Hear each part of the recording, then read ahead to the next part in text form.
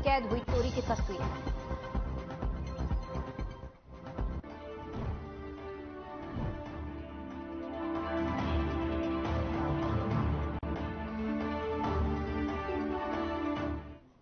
नमस्कार, हमारे कार्यक्रम खास खबर में आपका बहुत बहुत स्वागत है। मैं हूं आपके साथ दीपिका ओझा। 2024 के चुनाव को लेकर सभी दलों की तैयारियां तेज हो चुकी हैं। जहां सत्ता पक्ष अपने किए गए विकास कार्यों से जनता तक अपनी बात पहुंचा रहे हैं, तो वहीं दूसरी ओर अगर बात विपक्ष की जाए तो विपक्ष भी इन चुनाव को लेकर पूरी तरह से एक्शन मोड में है। कांग्रेस हाथ से हाथ जोड़ो यात्रा के जरिए जनता तक अपनी बात पहुंचा रही है, तो वहीं दूसरी ओर इनेलो भी प्रदेश में परिवर्तन यात्रा निकाल रहे हैं। इन सब के बीच बयानबाजी का दौर भी जारी है। सत्ता में परिवर्तन लाने के लिए पैदल यात्रा पर निकले अभय चौटाला के तेवर अब और भी ज्यादा तीखे हो गए हैं। जहां उन्होंने बीजेपी और जेजेपी पर निशाना साधा, तो वहीं दूसरी ओर अभय चौटाला ने भूपेंद्र हुड्डा पर भी निशाना साधा। उन्होंने कहा कि हुड्डा ने झज्जर की बेशकीमती जमीनें रिलायंस को बेच दी हैं, इसीलिए हुड्डा अडानी के खिलाफ तो बोलते हैं लेकिन अंबानी के बारे में कभी कुछ नहीं बोलते।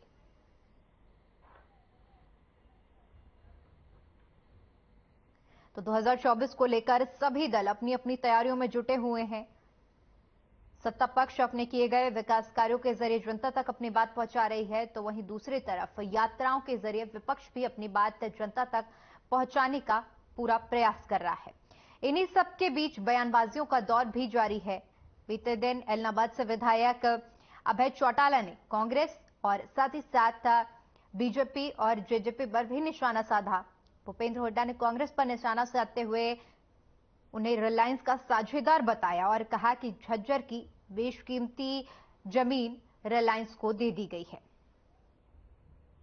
तो वार पलटवार का दौर लगातार जारी है। प्रदेश में यात्राओं का भी दौर जारी है, जहां पर आपको बता दें कि आरोप लगाए जा रहे हैं और हुड्डा पर रिलायंस को बेशकीमती जमीन बेचने का भी आरोप लगाया गया है। साथ ही साथ इस दौरान अभय चौटाला ने कहा कि भूपेंद्र सिंह हुड्डा ने झज्जर की बेशकीमती जमीनें रिलायंस को बेच दी थी, इसीलिए हुड्डा अडानी के खिलाफ तो बोलते हैं लेकिन अंबानी के खिलाफ नहीं बोलते हैं।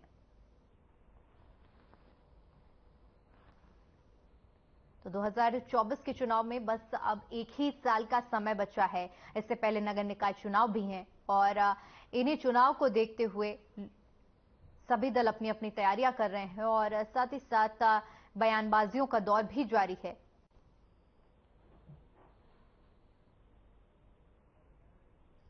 राजनीतिक सरगर्मियों के बीच में बयानबाजियां हो रही हैं, जहां पर ताजा मामला और ताजा बयान अगर आपको बताएं तो एलनाबाद से विधायक अभय चौटाला ने कांग्रेस और साथ ही साथ बीजेपी जेजेपी पर निशाना साधते हुए बातें कही हैं।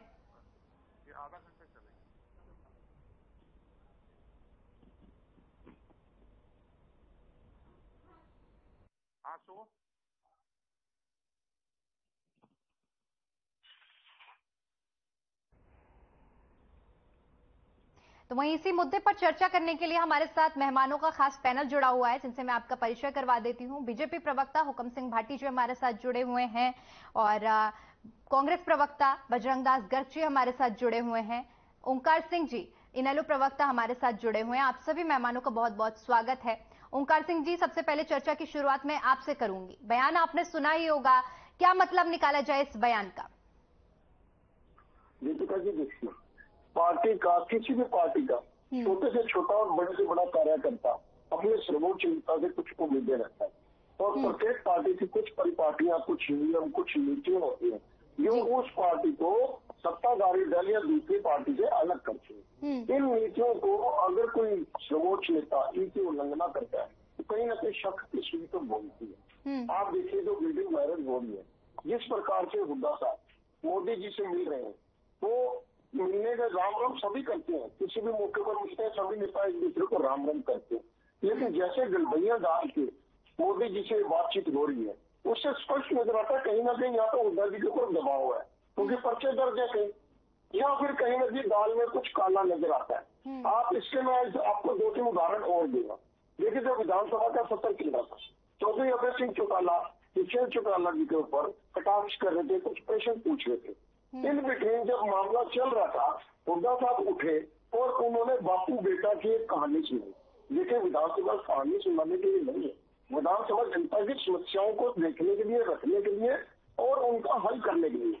दूसरी बात, जब भी कोई ऐसा समय आता है, जब चौधरी अभय सिंह चौटाला जी विधानसभा स्पीकर से बातचीत हो रही थी, जनता के मुद्दे रखने से, किसी भी समय में, किसी भी लोकतंत्र में ये ऐसे होता है कि जब भी विपक्ष का कोई भी नेता, कोई भी विधायक सरकार से कोई प्रश्न ऐसा पूछता है जो जनता के हित का है, तो सभी विपक्ष को एकजुट होकर उसका समर्थन करना होता है। आप देखिए, जब भी अभय सिंह चौटाला जी विधानसभा अध्यक्ष के या किसी मंत्री के शराब नीति घोटाले पर या रजिस्ट्री घोटाले पर कोई प्रश्न पूछते हैं, तो हुड्डा साहब या उसके किसी भी एमएलए द्वारा समर्थन नहीं किया जाता। मैं मानता हूँ हमारा एक ही विधायक है, क्योंकि एक विधायक होने के नाते हम कमजोर पड़ते हैं, लेकिन चौधरी अभय सिंह चौटाला जी जिस तरह से हर मुद्दे को विधानसभा में वो संजीदगी से, कर्कता से उठाते हैं, उस हिसाब से देखिए, विपक्ष में कांग्रेस भी तो है, इनकी भी तो जिम्मेवारी है जनता के प्रति। 31 एमएलए पे जो रहकर 30 रह गए, इसकी वजह से स्पष्ट संदेह जाता है।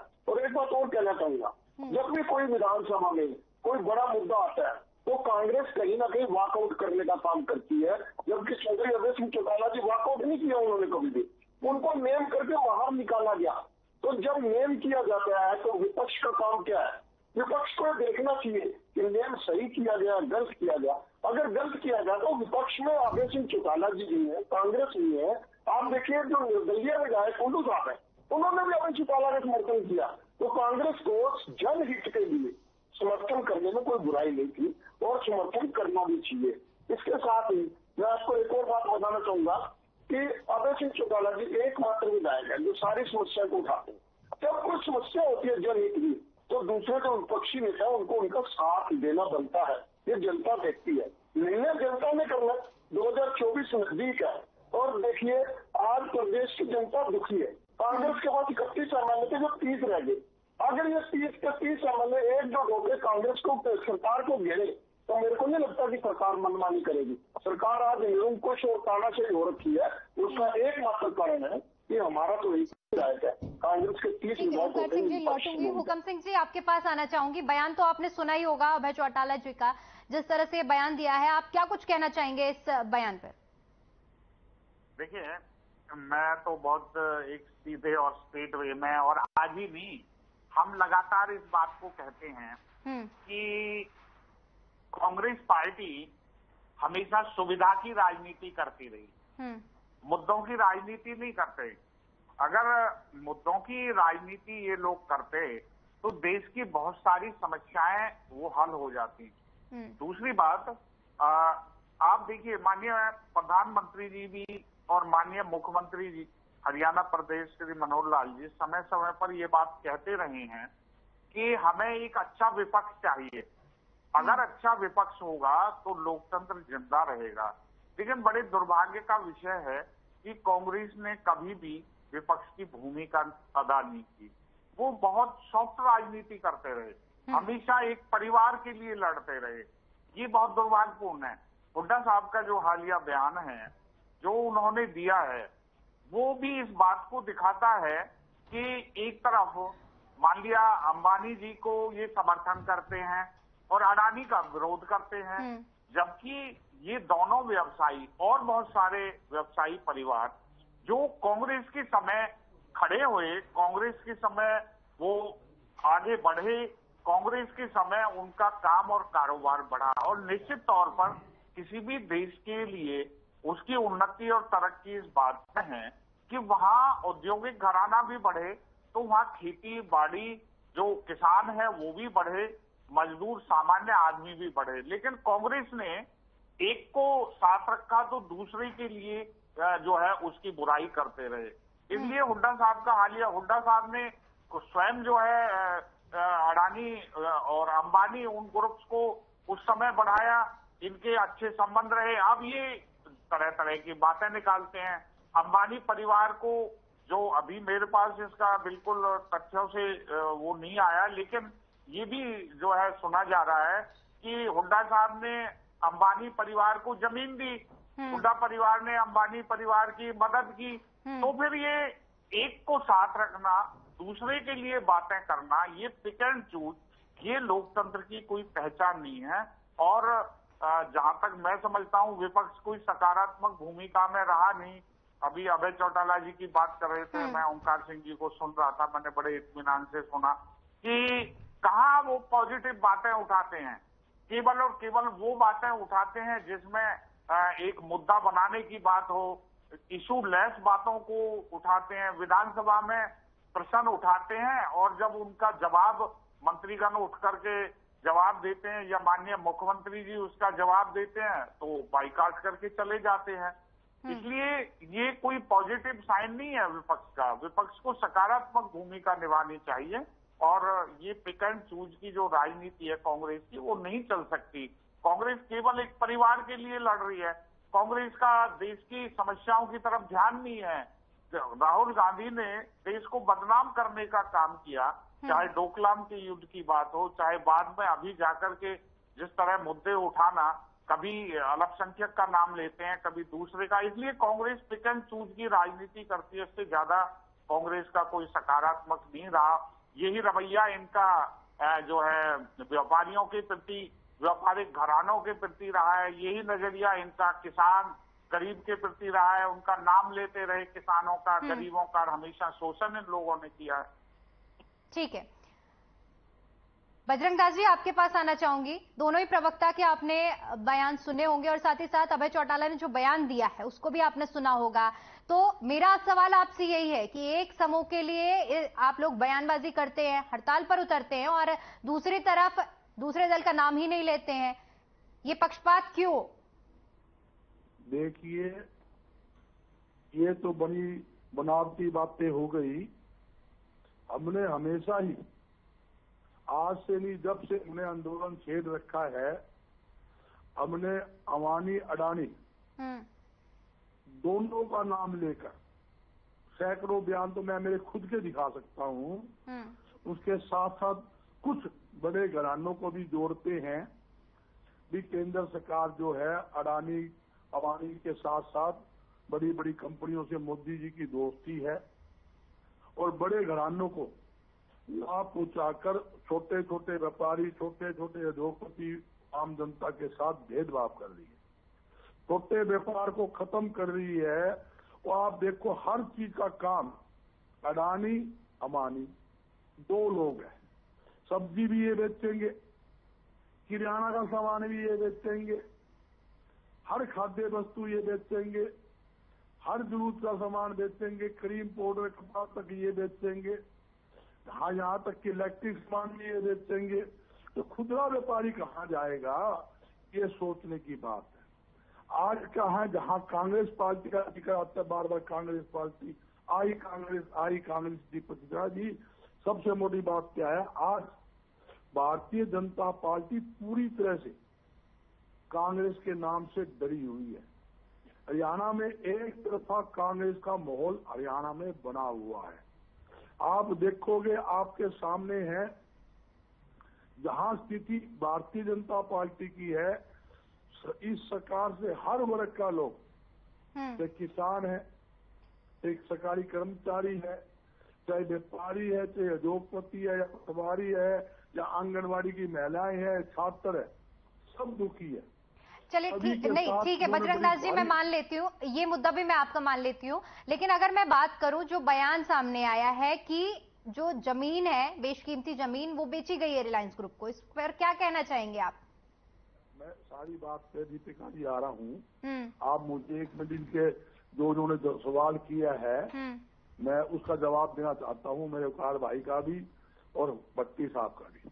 उनको ये बार बार ये कह रहे हैं भी उड्डा नू कर गया, फलाना नू कर गया, कांग्रेस तो विपक्ष की भूमिका नहीं निभा रही। उसका जवाब तो मेरा देना बनता ही है। ये कहते हैं विपक्ष की भूमिका कांग्रेस नहीं निभा रही। आज सड़क पर ले लो आप, सड़क से लेके विधानसभा, विधानसभा से लेके राज्यसभा, लोकसभा, आपको कांग्रेस दिखती है। कोई भी ऐसा मुद्दा नहीं है कि महंगाई, बेरोजगारी, खराब कानून व्यवस्था, ये लोग क्या है, ये असली मुद्दे को गोल कर देती है।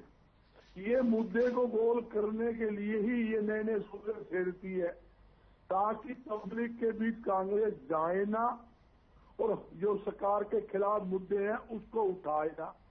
आज देश के अंदर सबसे बड़ी मुद्दा क्या है? बेरोजगारी का। इस सरकार ने जो जिंदा बुढ़ापा, जो जिंदा बुजुर्ग लोग थे, ताई ताऊ थे, जब जिंदा शरीर के, उनकी पेंशन काटने का काम किया। वो कार भाई जी बैठे हैं, 8,40,000 गरीबों के राशन कार्ड इन भाजपा सरकार ने, जेजेपी सरकार ने काटकर गरीबों का मुंह का निवाला छीनने का काम करते हैं। मैं इनको तो हरियाणा के अंदर जब से ये सरकार आई है तब से हरियाणा का नाश करने के सिवाय इन्होंने कुछ नहीं किया। ये कहते हैं विपक्ष का बड़ा मुद्दा नहीं है। जहां जब से हरियाणा अलग बना 1966 से लेकर 2014 तक सिर्फ कर्जा 70,000 करोड़ रुपए था। आज 4,00,000 करोड़ का कर्जा इस सरकार ने आम जनता पर चढ़ाकर मलाई खाने का काम किया है। मैं सरकार से पूछना चाहता हूं, इतना भारी भरकम कर्जा आपने 8 साल में लिया, वो पैसे कहाँ गए, कहाँ लगाए? एक तो इधर बिजली का थर्मो प्लांट लगाया नहीं, एक यूनिवर्सिटी बनाई नहीं, एक कॉलेज बनाया नहीं। ये कहते हैं रिलायंस की बात करते हैं भी आपने जमीन, हमने 5 बिजली थर्मो प्लांट हुड्डा जी ने अपने राज के अंदर लगाए। इन्होंने एक यूनिट भी बिजली पैदावार के लिए एक कारखाना नहीं लगाया। जहां जज्बे की बात करते हैं वहां झांडली के अंदर बहुत बड़ा बिजली का थर्मो प्लांट लगाया। अगर जमीन नहीं देंगे तो वहां कैसे बिजली का प्लांट लगाएगा? बिजली का एग्रीमेंट हमने किया सस्ते रेटों पर, इन्होंने क्या किया, उसको कैंसिल करके महंगे रेटों पर बिजली उन्हीं लोगों से ये खरीद रहे हैं पैसे खाने के लिए। और मुख्यमंत्री क्या कहते हैं, हमने खर्ची और पर्ची बंद कर दी। अरे भाई तुम जो पैसा जो टेचियों में भर भर के रिश्वत का नाम का आ रहा है, भर भर के लिया जा रहा है, तो खर्ची पर्ची की क्या वैल्यू रह गई? मैं पूछना चाहूँ, आज मुख्यमंत्री सड़क पर आए हैं, मुख्यमंत्री कहते रहे मेरे से मिलने की जरूरत नहीं है। ठीक है, लौटूंगी आपके पास। ओंकार सिंह जी, आपसे जानना, आपने सुना होगा बयान, बजरंग दास जी ने कहा कि अगर जमीन नहीं देंगे तो प्लांट कैसे लगेंगे? दीपिका जी, देखिए बात ये है, आज का मुद्दा क्या है? आज का मुद्दा है, और मुद्दे से ना बचे, आज का मुद्दा चौधरी अभय सिंह चौटाला जी है। मुद्दा पर एक एक करके बात रखनी है। मुख्यमंत्री जी पब्लिक जी के बीच में आकर बात कर रही है। मैं पूछना चाहता हूँ, 8.5 साल में नहीं, सबको, बजरंग दास जी सबको बोलने का मौका दीजिए। ओंकार सिंह जी आप अपनी बात रखिए, फिर हुकम सिंह जी आपके पास आऊंगी। बजरंग दास जी एक एक करके सबको बोलने का मौका दूंगी मैं, प्लीज आप अपनी बात अभी अपने समय पर रखिएगा। ओंकार सिंह जी आप बोलिए। हुड्डा जी पर नकेल डालें, कांग्रेस पार्टी में नकेल डालें, ताकि कल बयानबाजी करके कांग्रेस पार्टी। बजरंग दास जी आपके पास लौटूंगी, आप अपनी बात को रखिएगा। ओंकार सिंह जी आप अपनी बात को रखिए। कल सोनीपत में जो दीपिका जी, जब तक बात क्लियर ना हो ना अच्छा नहीं लगता, जनता देख नहीं है हमारे को। दीपिका जी देखिए, सबसे बड़ी बात आज का मुद्दा है कि चौधरी अभय सिंह चौटाला जी ने हुड्डा साहब पर आरोप लगाए कि हुड्डा साहब गड़बड़ियां डालते हैं बीजेपी नेताओं, ये आरोप है। और आज का मुद्दा भी नहीं है। देखिए वीडियो जो वायरल हो रही है वो आप देख लें, राष्ट्रीय अध्यक्ष कांग्रेस के खड़े हैं मल्लिकार्जुन खड़गे जी, सोनिया गांधी जी खड़ी हो, और हुड्डा साहब कैसे मोदी से हाथ पकड़ कर कैसी बातें कर रहे हैं। देखिए जब हमारा कोई बड़ा नेता खड़ा होता है तो हमारी हिम्मत भी नहीं होती, हम दूसरे नेता को राम राम भी कर दें दूसरी पार्टी के, तो ये स्पष्ट होती है इन चीजें। दूसरी बात, रिलायंस को झज्जर में जब जमीन दी गई 25 साल का एग्रीमेंट कांग्रेस ने किया था, वो स्पष्ट होता कहीं ना कहीं इनका पर्सनल इंटरेस्ट था। उस वक्त मुख्यमंत्री हुड्डा जी थे, और मेरे भाई अभी 2-3 बातें कह रहे थे जो बीजेपी के बाटी जी हैं, उन्होंने पहली बात बोली कि कांग्रेस सुविधा की राजनीति करती है। देखिए कितनी अजीब बात है, कांग्रेस के जो हुड्डा जी हैं वो बीजेपी से गठबंधन डाल रहे हैं, और उन पे आरोप विपक्ष भी लगा रहा है और बीजेपी वाले भी लगा रहे हैं, तो उनको अपने आप को इससे अलग कर लेना चाहिए, वो कोई बड़ी बात नहीं। दूसरी बात, पाटिल जी ने कहा कि अपने चौटाला जी सदन से वॉकआउट कर जाते हैं, भाटी जी आपको चैलेंज करता हूँ, कोई एक मौका बता दीजिए जो अजय चटोला जी ने सदन से वॉकआउट किया हो। उनको तो नेम किया आपने, उनकी आवाज बंद करने का काम किया। ठीक है, हुकम सिंह जी आपके पास आना चाहूंगी। ओंकार सिंह जी लौटूंगी आपके पास। हुकम सिंह जी, आपने कांग्रेस प्रवक्ता की बात सुनी होगी, उन्होंने कहा कि हमने प्लांट लगाने के लिए जमीन दी, बीजेपी ने टेंडर खत्म किया, इन्होंने कोई प्लांट भी नहीं लगाया और ज्यादा दरों में फिर उस जगह को दिया। दीपिका जी देखिए, सबसे पहले तो मैं अपने बजरंग दास जी ने जो जो आरोप भारतीय जनता पार्टी पर लगाए हैं, मैं पहले उन्हीं से शुरुआत करना चाहूंगा। मैं बजरंग दास जी से पूछना चाहता हूं कि कांग्रेस कितने घंटे बिजली देती थी। बजरंग दास जी, कांग्रेस किसान को 4 घंटे बिजली देती थी, आज किसान को 18 से 24 घंटे की बिजली मिली हुई है। दूसरी बात, रिहायशी इलाकों में 2014 की लगभग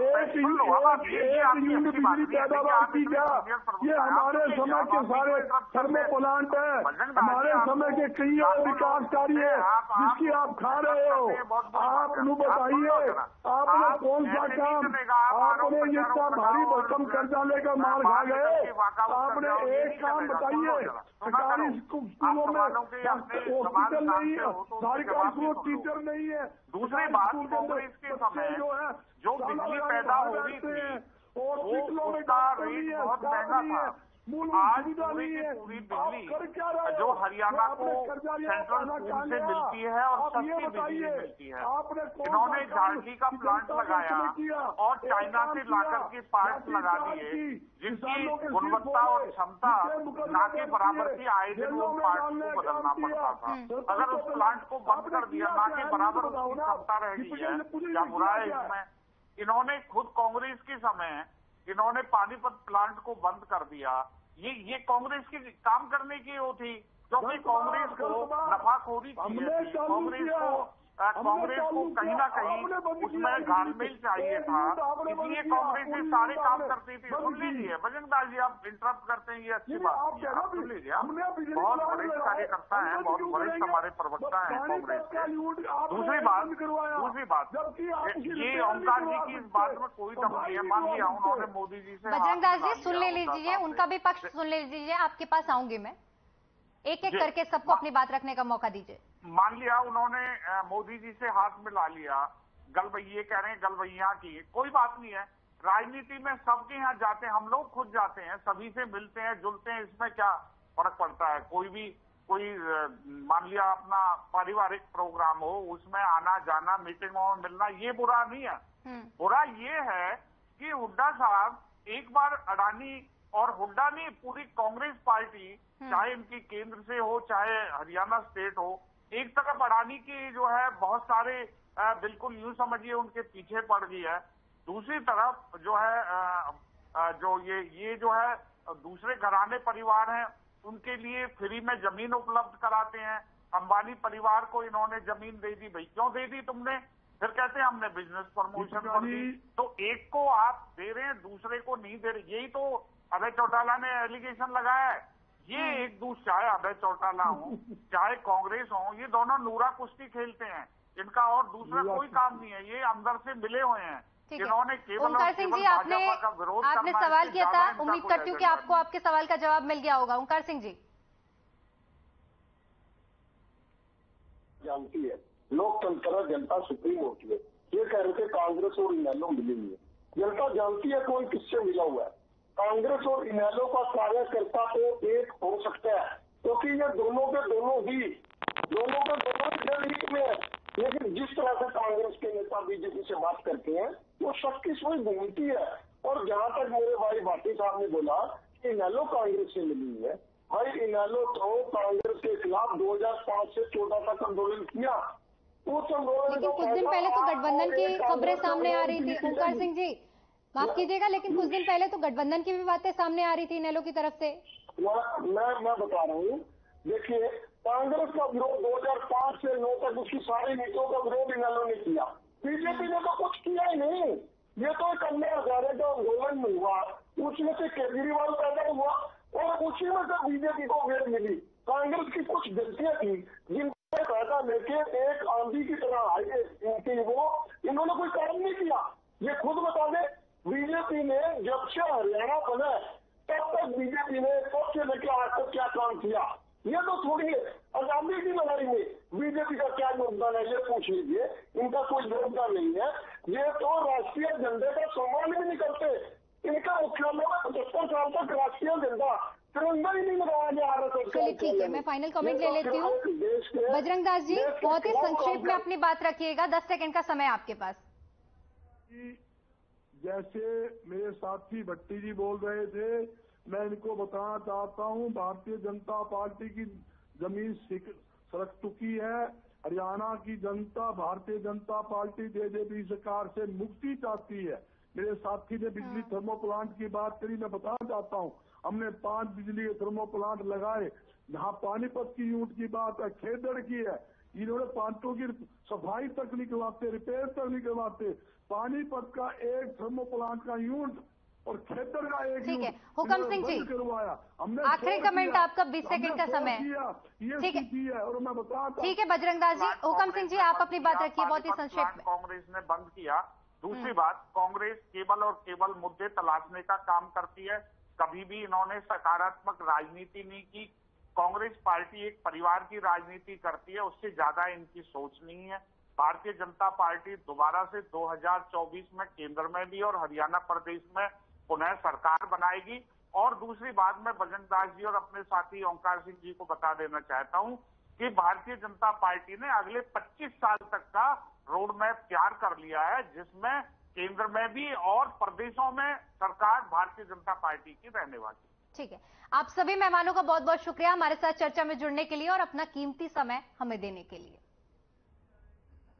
तो 2024 में लोकसभा और विधानसभा चुनाव होने हैं और जिसको लेकर सभी दल अपनी अपनी तैयारियों में जुटे हुए हैं। बयानबाजियों का दौर भी जारी है और इसी मुद्दे पर आज हमने चर्चा की, जहां पर सभी दल एक दूसरे पर वार प्रत्यारोप कर रहे हैं। फिलहाल के लिए इतना ही, बने रहिए हमारे साथ। नमस्कार।